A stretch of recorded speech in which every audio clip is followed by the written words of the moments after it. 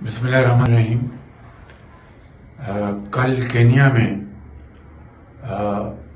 ہمارے پاکستان کے نامور صحافی ارشد شریف صاحب کا جو اندوناک واقعہ پیش آیا ہے وہ انتہائی قابل مذمت ہے، اور پاکستان کے عوام ان کی موت پر انتہائی افسردہ ہیں، اور اس واقعے کی جتنی مذمت کی جائے کم ہے۔ میں نے کل سعودی عرب روانہ ہونے سے پہلے کینیا کے صدر سے خود بات کی اور ان کو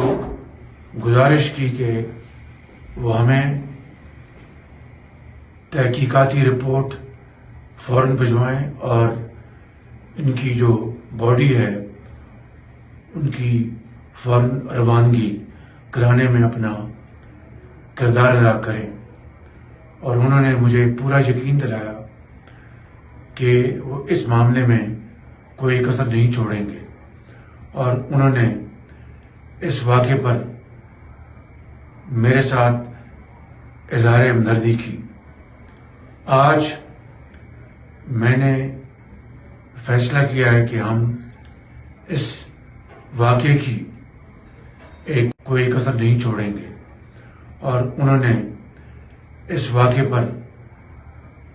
میرے ساتھ اظہار ہمدردی کی۔ آج میں نے فیصلہ کیا ہے کہ ہم اس واقعے کی ایک اعلیٰ عدالتی کمیشن سے شفاف تحقیق کروائیں گے، اور اس کے لیے اسلام آباد کے ہائی کورٹ کے جج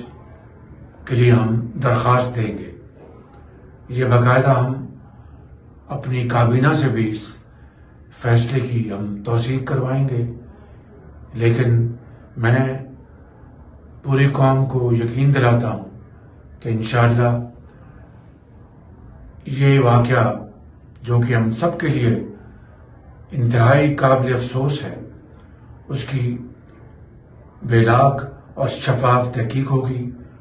اور حقائق پوری قوم کے سامنے لائے جائیں گے۔